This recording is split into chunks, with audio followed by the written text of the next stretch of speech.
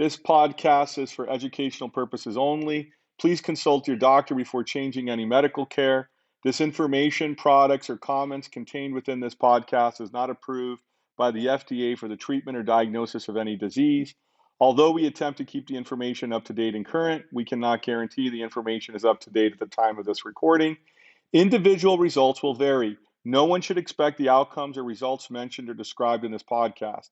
Health shares do not constitute health insurance and do not provide a guarantee to pay for your medical bills.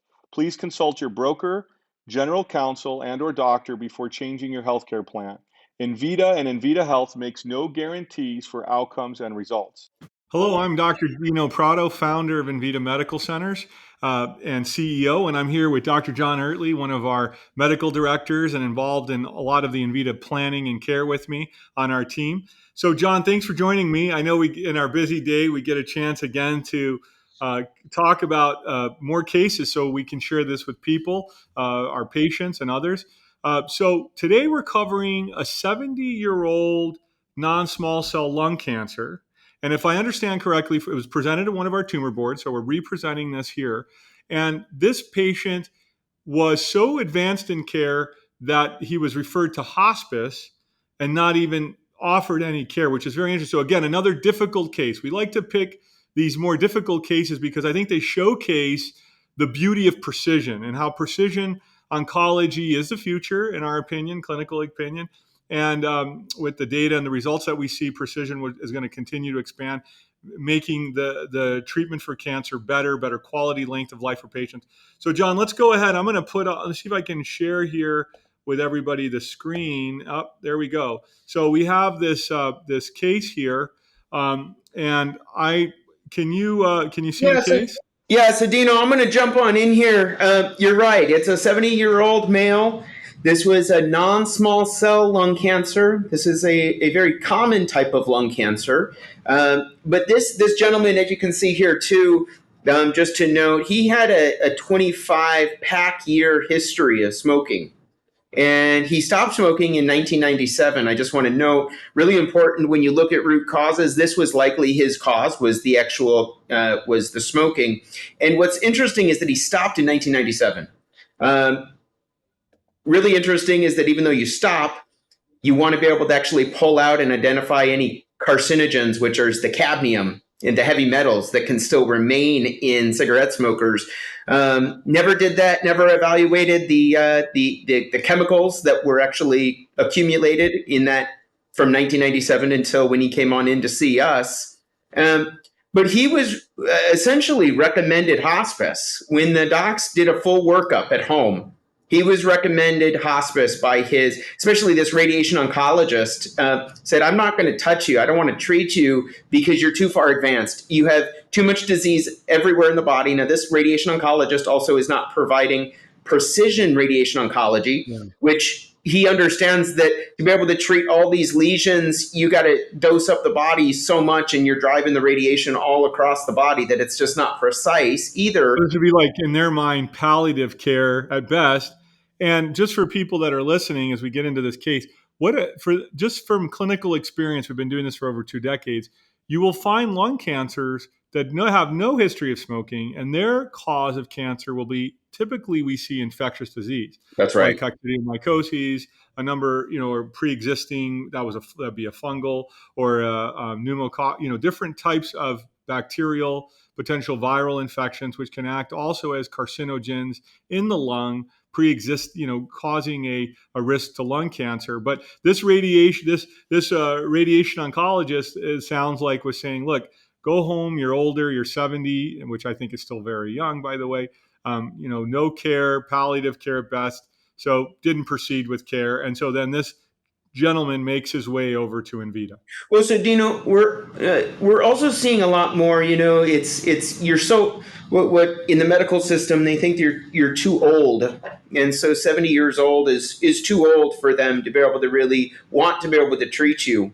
And we see that the best results for the elderly or even somebody that's 70 years old is precision, because it's more targeted for the actual patient and they're more susceptible to side effects. And you want to make sure that they're being treated with the precision that a 70-year-old needs to be able to actually maximize outcomes. Well, and the Lord is in charge of our life. He's in charge of when we were born and when it's time for us to go home. And in the meantime, we work hard to extend, save patients' lives using precision oncology. So look at this ECOG performance status scale grade 1. Essentially, this just means the patient has an ECOG score of 1, which means they are not in terrible health, right? You could be in worse condition than that. So walk around, that you're still able to walk around, you're still able to do normal daily activities. But again, it goes to this whole understanding that this gentleman is still able to walk around, still able to ambulate, still able to do his daily life and daily living, and yet he's still being recommended to hospice.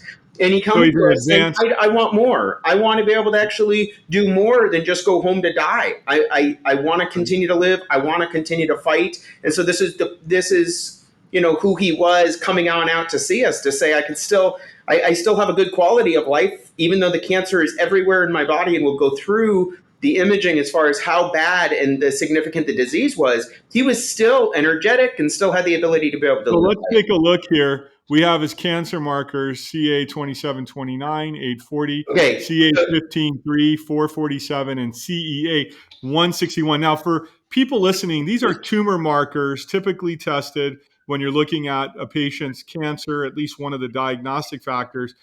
For Envita, it's a lagging indicator. We have lots of indicators we look at here, but these are high numbers of the markers of this particular cancer, which shows it's present, and it's something that you want to track while you're treating the patient to see if they're responding to care. Yeah, so John, go ahead. A couple of things with this is that these don't oftentimes come up with actually lung cancer.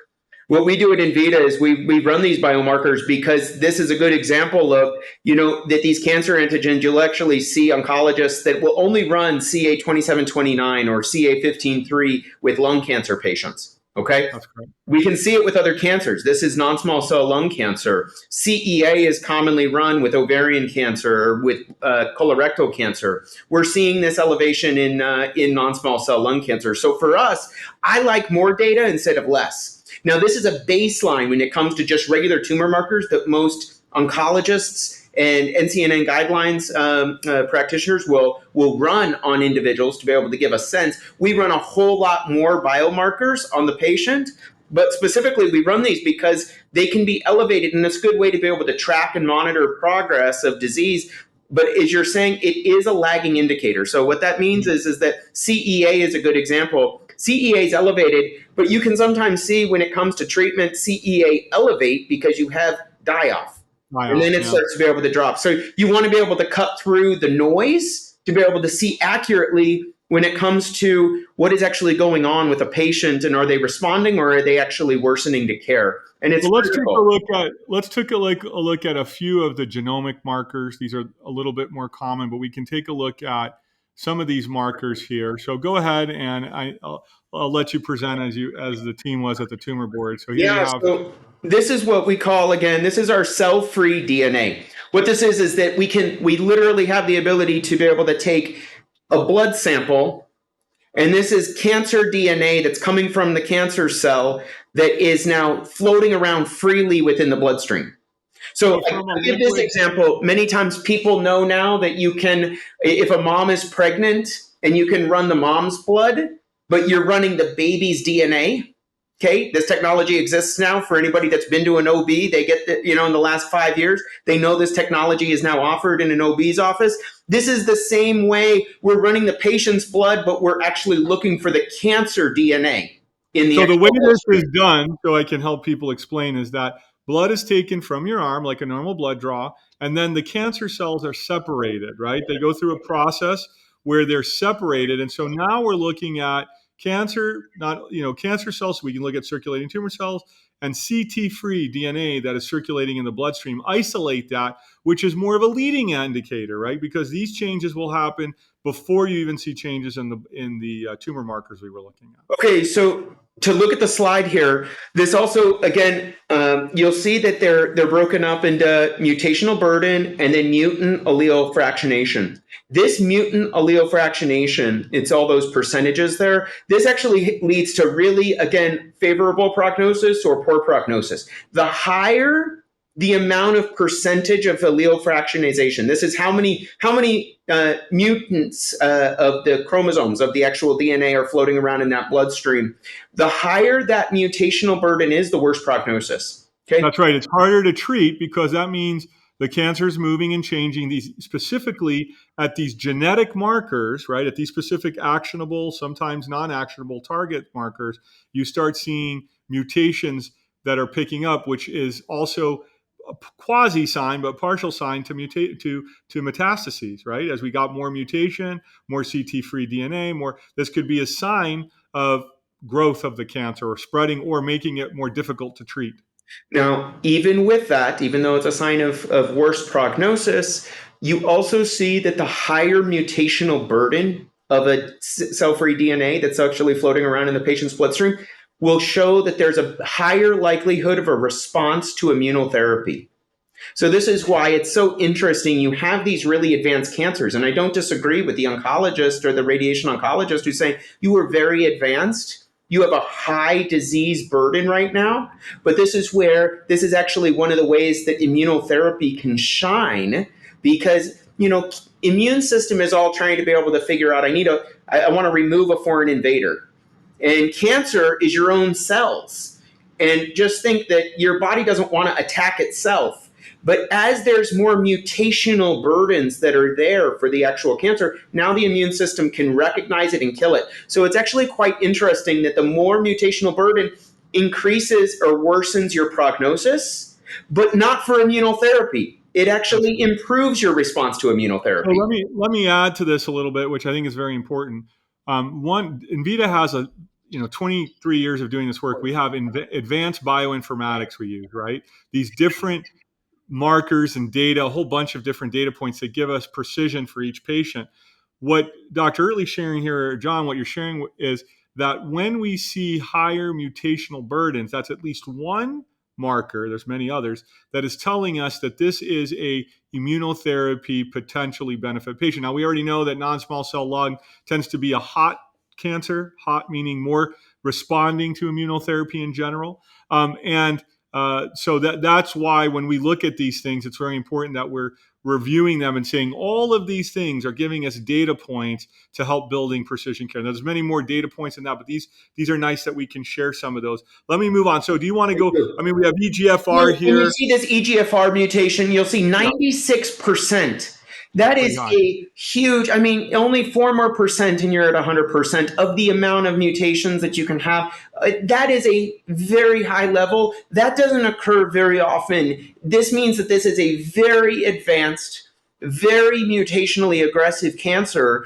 And again, 96% is a death sentence to a lot of people that would go to even have this level of testing. This is a growth factor, right? This is a growth factor to the cancer, so it becomes critical to treat it to slow down or stop its growth. So I'm going to move on. I mean, we were looking here at some of these targets. When we run these tests, just so people know, we have a laundry list of different data we're looking at. Here we just picked out a couple of key points. The EGFR is the highlight of one of the pieces to look at here. So, okay, I'm going to let you go through this PET scan where it's so clear to see all of the metastatic cancer in this patient, especially from the chest up in the mediastinal area here that we're looking at. It looks like very, very active disease where the PET scan has picked up this metastatic spread. Yeah, so a PET scan, essentially what a PET scan does is that it takes up it brings a radioisotope, usually sugar, radioactive glucose.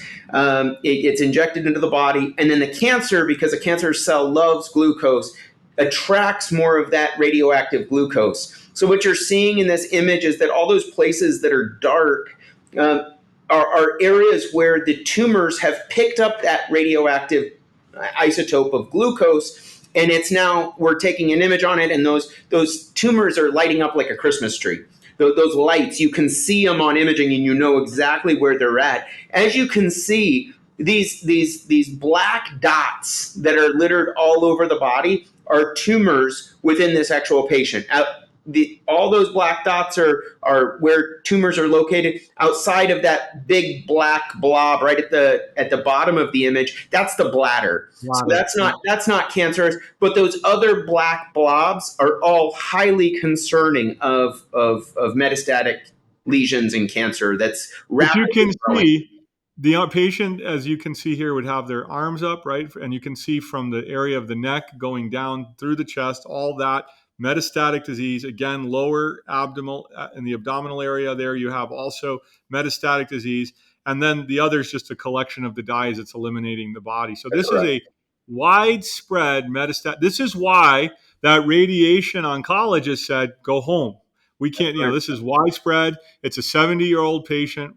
And this patient, praise God, wanted to live, so continued on and reached out. But this is important. Let's move on to the next slide here.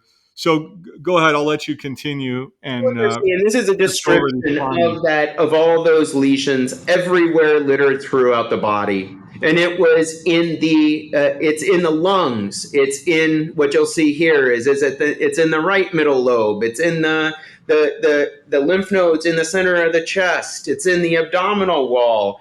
It's Yeah, it's all everywhere. it's everywhere. And so this just gives a radiological the radiological language that would be in a report. Do you want to go on? Yep.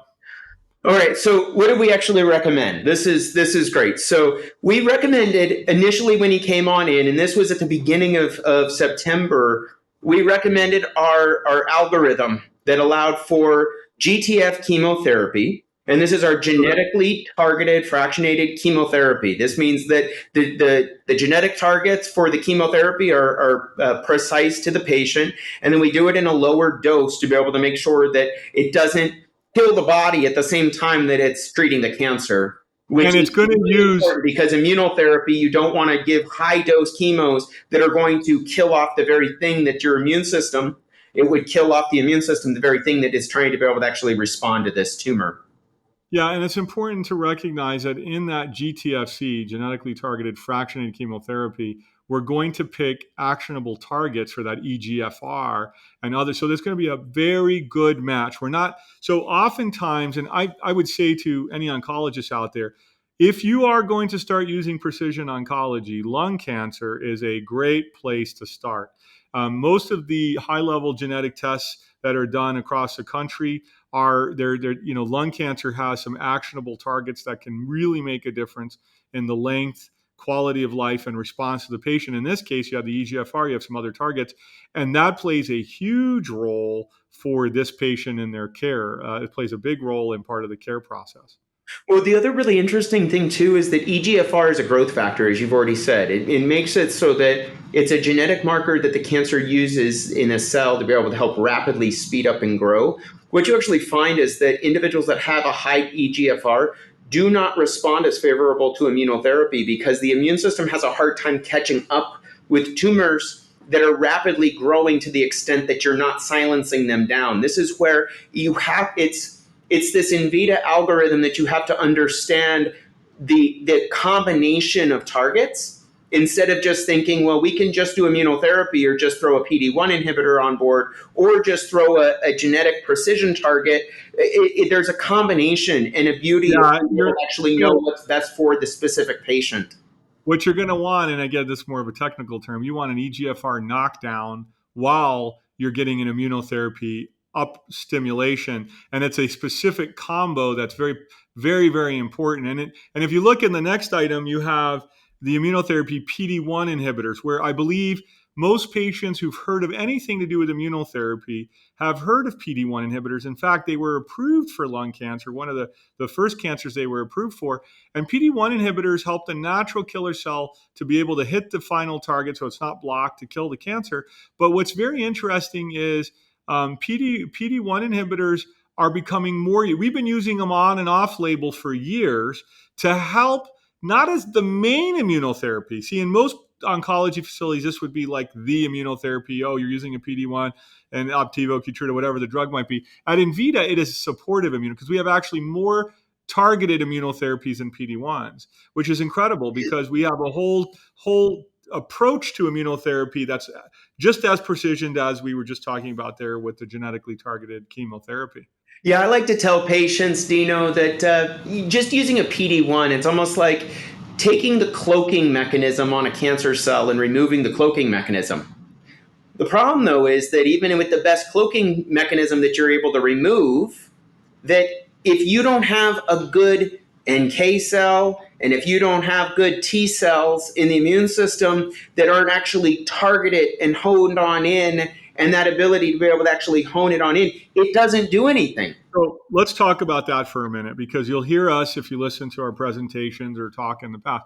What we're talking about here is the ability for the immune system to recognize those specific antigens on the cancer data that's specific to that tumor. Once the immune system grabs that antigen, passes it to the dendritic cell, off to the natural killer cell, the cell now knows how to seek and destroy other micrometastatic cells. So that image we saw back there, if I might dare just go back, what people don't realize, when you see the widespread cancer like this, there's many micrometastatic and dormant cells still seeding through the body, which oftentimes chemotherapy will not touch.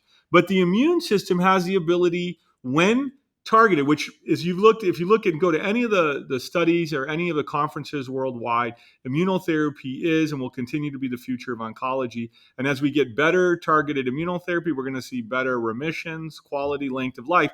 But it's because not just a stronger immune system, but one that is properly targeted to that specific patient's cancer, which there's a whole process we use to do that, because the immune system just being strong needs to be targeted. Otherwise, the cancer cells have wonderful mechanisms to evade the body's immune system. That's why these cancer cells and tumors spread in the first place. So we have immunotherapy, PD-1, going down here, adjuvant treatments.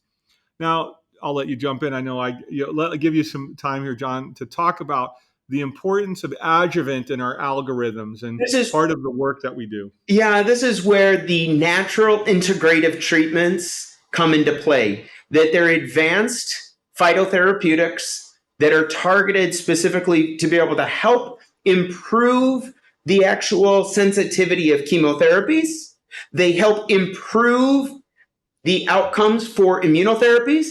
They also can be supportive, not in this case because we didn't use radiation, but these therapies can also help to be able to radiosensitize, meaning that the radiation can become more effective when utilized and paired with these other natural advanced therapeutics. So let me talk about this for a minute so people understand the importance of precision integrative oncology, which is what Envita is well known for. When you add the proper adjuvants, which we also look for genetic targets for, right? Because we look for genetic targets, we look for how they operate in concert with the other part of the treatment, which is part of the Envita's algorithm. We have our proprietary that's been really through 2 decades of clinical practice developed. We find that combinations can make a big difference. And what adjuvants also provide is a fast way for people to heal. Because when we treat patients with chemotherapy or immunotherapy, you still need to strengthen the body's immune system and their body's ability to fight and to recover. So that's why it's not unlikely that we see patients not only get better with the disease, but they have more energy, better quality of life. Some patients able to go hiking right in the middle of their treatment because we're looking at the half-life, we know when that drug is acting, and then we're cleaning it out and we're helping the body heal. And that's a mistake, I think, in the conventional model of oncology, is assuming that, your body naturally does that. Let me tell you, if you support your body with the proper adjuvants, nutrients, you're going to heal faster. You're going to recover faster. Your immune system's going to do better. That's critically important, at least in my several decades, especially in late-stage cancers where patients need more support and energy because they may be already more run down than just, an earlier stage type patient. That's right. So we also, if you see here too, we also gave oral smart drugs. So we gave chemotherapies that were in an IV through our GTFC. We also gave oral drugs that were specifically based upon the patient's specific targets as well. One of those was an oral medication targeting that EGFR. And then we also gave other supportive medications. So there's other off-label use medications that we give orally that are going to do different mechanisms to shut down those mechanisms that the cancer uses to be able to advance and to be able to get away from the immune system. All right, so here we're looking at a graph of the CA15-3. Okay, it's at 447. This is great, Dino, because this is the proof is in the pudding. So what you're actually seeing is that for everybody watching this film and this graph, the highest number right over there, the 447, that's when the patient had originally arrived to Envita, which actually, if you see there, that's based upon the beginning of September. If you look at that target, fairly recent patient, good. And then what you're seeing is that a tumor marker, right? Again, this is a tumor marker that's traveling on the actual cancer. This patient responded. And so what you see is that you actually didn't have a jump up. You actually just saw it reduce down. So you're seeing that it was a little bit lower in the next month, a little bit lower, and then you're seeing it completely resolving in a normal range into December 5th of when it was ran. This is so from the right, as we're looking at the screen, from the right to the left. To the left. Yeah, you're seeing the numbers. As you're going left, you're going more current in time. Yeah. And so what's happening is from the right, it's high, and to the left, it's low. And here you can see the patients responding to treatment. That's right. The numbers dropping, just so people understand this is read from left to right so they can see it. I'm sorry, from right to left, where it's higher on the right side and drops on the left. And you can see the marker decreasing, which is a great sign here. And the biggest drop right at the beginning of treatment. Right at the beginning of treatment. Those targets. So this is confirmatory to us when we see these targets dropping so quickly, we're spot on. And let me say that it is not uncommon on many cancer types, but particularly lung, for us to see really, really good results with good targeting like this. And we don't just use one target. We use a multitude of targets. This is a really good example. CEA. I think you can remember hearing me say that CEA can elevate when there's die-off, and it can elevate when there's inflammation. And so this is where it's really good to be able to not just use one target, but use a multitude of targets. And as you see, this gentleman responded initially, just like the other tumor marker, the CEA, as you can see from right to left, it dropped initially.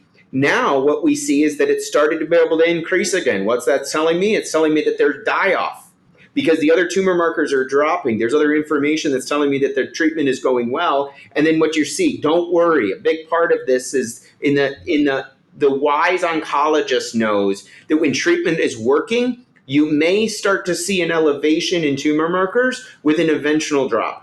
This is what, if you just stopped there, you would say, I'm a little concerned about this if you didn't have those other markers to be able to track and monitor. But you see it eventually completely cleared. Here we're looking at the blood tumor mutational burden, microsatellite status, and we're also, again, looking at those markers. What's interesting, I want to point out the EGFR, which was the one that was very high and most concerned about. You can see here the difference of these. Go ahead, I'll let you take over, John. But it's not just EGFR, but all of the DNA mutational fractions are gone. There's no detectable DNA in this patient's bloodstream once we got to in December. You'll see that there's still a little remaining in that when we ran it in November, but that EGFR went from 96% down to 0.13%. Everything else was not detected, and then it completely removed when we actually got into December. And I just want to say that less than 20% of all oncology uses any precision. They don't run these tests. And maybe 10 or 15% get any of it in their treatment plan. And so when you look at this, and you wouldn't be surprised if you go and look at your labs, these were never run because they're not doing precision. But one of the nice things here is this mutational non-detected, where you see to the far right it's non-detected.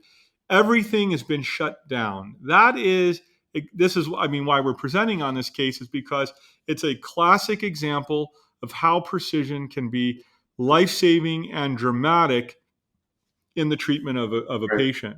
So let me move on here. So let's go through this. This is in another graphically represented way. This again. It is the actual the genetic information percentage, and you're seeing it's gone. It literally when we get out into that The left is all the mutations that we're seeing. That big one, that big dark blue one, that's going to be primarily the most. It's going to be the EGFR. But what we're seeing is that it completely clears. There's no So this more is a graph mutations in this patient as far as DNA of the cancer. This is a graph from left to right that is looking at the genetic mutations that have completely shut down in this patient. They're gone.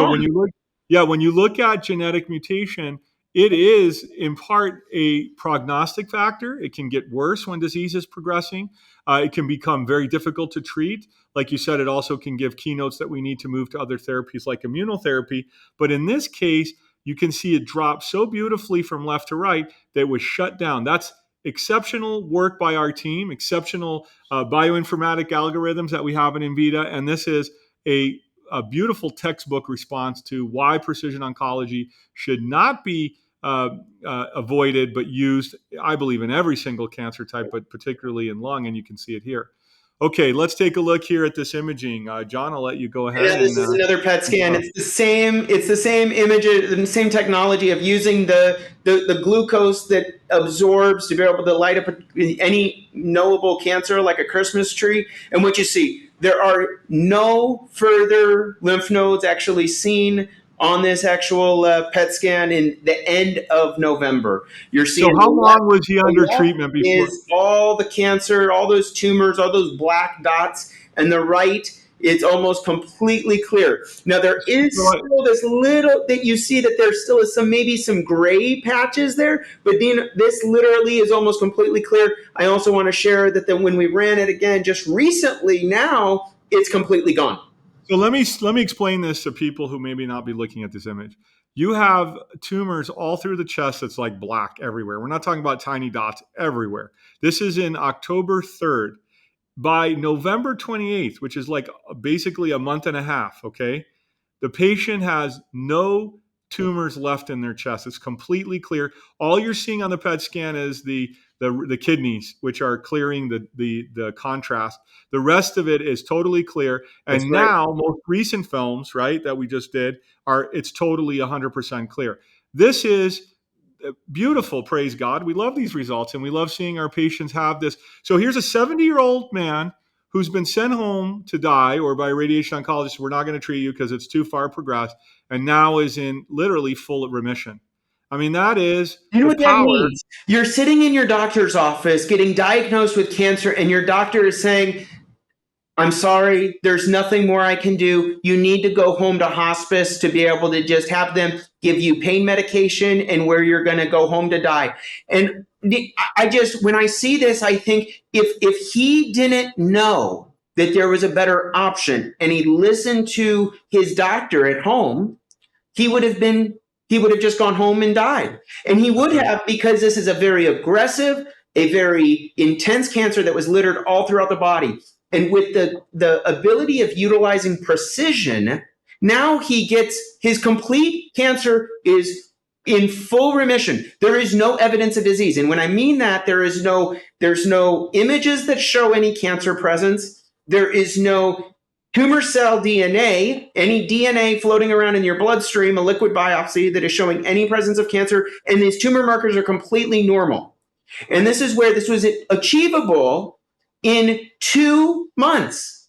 Amazing. 2 months. Praise God. And for this gentleman now has his life back. And let me add that really grateful for it.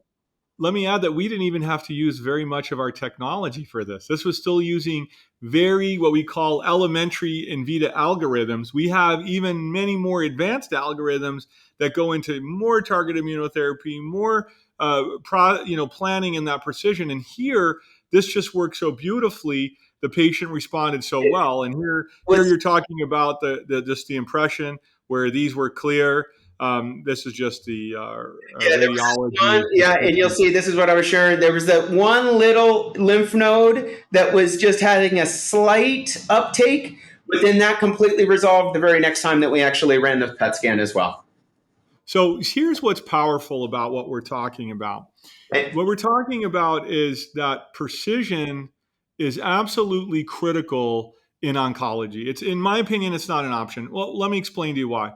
when you don't have this next level testing and you're just stuck with the type and stage of the cancer or the age of the patient or whatever the doctor's putting into their factors, without running these more detailed components, you really can't put together a good treatment plan. You really can't tell this is the exact markers we're going after and this is how we're going to track and monitor you. And you would think this is being done everywhere. It's not. Even the most prestigious institutions are failing to do precision oncology. They only do it when everything else fails. It's not in the first part of algorithm. When Envita does precision, it does it at every single level. That means when we're working with a patient right from the beginning, we are looking at all of these parameters for precision right from the beginning of the care. What's beautiful to note in this case as well, 3 months of care were prescribed. He received 2 months of care because of his response. And so he got to go home early, and this was even exceeding the Envita doctor's expectations as far as how he responded. And so when that occurs again, he goes home and he got to spend Christmas back home. Yeah, I mean, that's huge. I wanted to take a look. And so one of the things that happens is that you just never really understand what you're missing unless you're doing the full care, right? There's no way to know exactly what your care could be or the technology you could be accessing if you don't use, meaning you don't know what you don't know. So oftentimes people are told, oh, there's no treatment here that's very good, or you're not responding, or they began care, the care stopped working, they're progressing, now let's bring in precision or a clinical trial. But if we use more precision, the data is clear. Less than 20% of patients get precision testing. It's like 17. I think we have it somewhere on our site. But less than 10% actually get it in treatment. 10%. And when they do, it's a watered down version compared to the detailed precision algorithms we use, because we know the future of cancer treatment or giving our patients the best chance to live, quality of life, respond to care. It's precision on every level, not just the chemo, the precision on the immunotherapy, in the way we deliver the medicine, the precision on the integrative agents to support the body or get to the cause. In this case, maybe the cadmium or the carcinogen from smoking. But the point is, precision is the key to oncology. And when you look at this, we were able to do this at 50% the cost of conventional care, 50%, and with 10 times more precision. And that's what we believe every patient deserves. We've been working hard and fighting so that our patients have access to this type of care. That's why we've worked with others to build solutions in their insurance to be able, through their employer groups and others, get covered, because this is better precision care. This is better detailed care than sending somebody home and not giving them the option or not providing quality care. And oftentimes in lung cancer, we'll see sometimes patients being managed maybe with that PD-1 inhibitor, and then it stops to work. Then they come into Envita because they need a next level immunotherapy or a next level targeting, and it should be covered. And so we're working hard to do that for our patients and to help them. And the key going forward here is helping these patients understand that precision oncology is an enormous advantage. They should have the testing, they should have the right targeting, and they need the right deployment of care. That gives the patient the best chance of living and the best chance of responding to care. Now, we can't guarantee all of the patients have this response, but these are wonderful cases that really put on display the beauty of precision oncology, something that, all of us shouldn't be afraid of cancer. Cancer should be a disease that's well treated with minimal targeted techniques, and we should be able to continue to live the life that the Lord has for us. It shouldn't be something that steals our life. And we're working every day with our team. Great work, John, by our medical team. Great work by all of our team. As I'm very proud. We have a great diverse group of physicians, all from every part from interventional radiology, oncology, surgery, oncology, and integrative doctors, naturopaths, the whole team working together, pharmacists, chemists, researchers. I'm really proud of the work you did here, and what a blessing to see this patient respond the way they did.